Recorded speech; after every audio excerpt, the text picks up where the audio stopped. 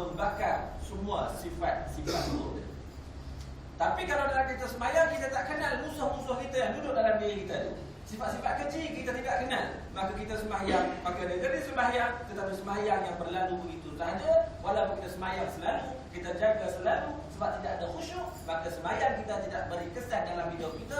Kalau dulu kita seorang pemarah 10 tahun dulu, sekarang pun masih lagi pemarah, malah lebih hebat lagi. Kalau 10 tahun dulu kita seorang yang sombong, hari ini 10 tahun dah kita sembahyang, kita masih lagi sombong, malah sudah jadi super sombong. Kalau dulu kita seorang yang bakhil, semua orang tahu, sampai hari ini kita masih teruk lagi bakhil. Sebab walaupun kita sembahyang, tapi kita tidak nampak sifat mazmumah ni, maka kita bukan sahaja tidak buang, malah kita menyubur-nyuburkan sifat-sifat buruk ni. Jadi sembahyang dia sangat penting, dan dia ada kaitan dengan khusyuk kita kepada Allah Subhanahu wa taala. Hatim Al-Ashram, seorang ulama besar Khurasan. Saya pun nak sebut apa dia bagi panduan. Hatim ni, saya lupa nama sebenar dia. Hatim Al-Ashram ni dia seorang ulama Khurasan. Akhlak dia punya hebat, dan dia orang yang sempurna. Tetapi dia pernah berlakon jadi tuli, jadi peka. Dia berpura-pura jadi peka semata-mata nak jaga maruah seseorang. Tuan-tuan faham tak apa yang dia buat?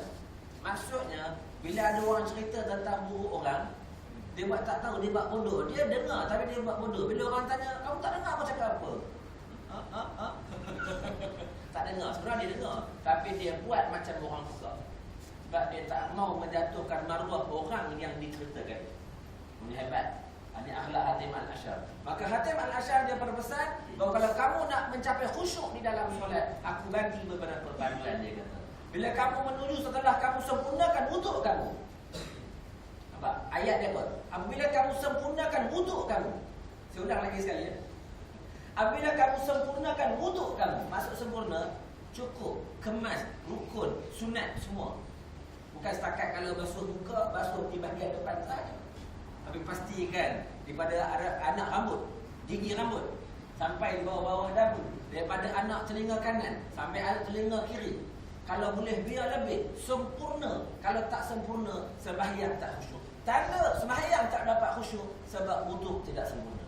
Tanda hati tidak boleh jatuh hati kepada Allah Ta'ala. Tanda hati itu tak dapat nak betul-betul menghadap Allah Ta'ala, walaupun jasad kita dalam keadaan menghadap Allah Ta'ala. Sebab salah satu punca Hatim Al-Ashram, dia sebut wuduk kamu tidak sempurna. Ada kalanya nampak sempurna, tapi air daripada muka telah jatuh semula ke tapak tangan, sehingga air mutlak telah menjadi mustakmal. Bila air mutlak telah jadi mustakmal, dia mengambil wuduk, tapi dalam keadaan wuduk itu sudah tidak sempurna, boleh jadi tidak sah pun. Kerana apa? Kerana yang dia buat itu adalah air mustakmal, bukan lagi air mutlak. Ini kita kena berhati-hati. Biar kita ambil sekali, tapi kita pastikan kita gosok dengan baik. Selagi tidak angkat tangan, maka dia dikira masih lagi boleh diteruskan mencuci atau membasuh wuduk kita. Jangan kita angkat tangan, lepas tu kita mari balik, maka dia rosak.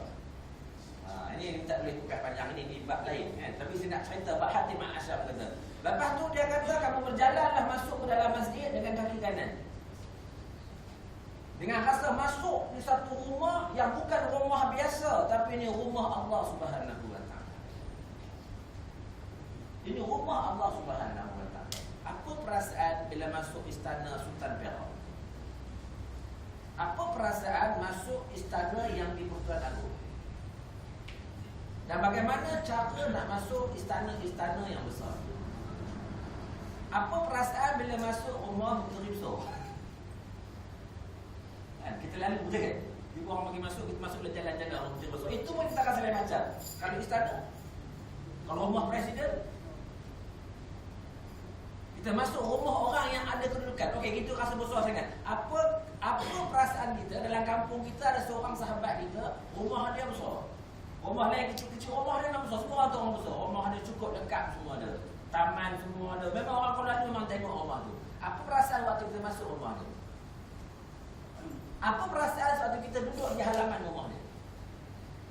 Dan kita tanya pada diri kita balik, apa perasaan kita sewaktu kita melangkah dengan kaki kanan masuk dalam rumah Allah Subhanahu wa taala atas nama masjid ini? Kalau kita tiada apa-apa perasaan masuk rumah Allah Ta'ala, maknanya hati kita dengan Tuhan itu sudah terlebih terkurang saja. Sedangkan Allah Subhanahu Wa Ta'ala yang jadikan kita, yang sediakan semua keperluan hidup kita. Allah bagi peluang kepada kita untuk lepaskan rindu kepada Allah Ta'ala dengan mengunjungi rumahnya. Di manakah rumahnya? Di kawasan ini, di Pengkalan Baru ni. Inilah rumah. Nanti ada orang lain buruk pula. Mana orangnya? Kau dah pergi rumah mana Tuhan? Tuan-tuan, kalau tuan-tuan pergi istana Bukit Candai Kuala Kangsar pun, Sultan Perak dia tak ada dekat situ. Tapi orang sebut apa? Ini istana Sultan. Sultan tak ada dekat situ. Kan? Tak semestinya bila ada rumah, di situ mesti ada orang. Ini rumah Allah Subhanahu Wa Ta'ala.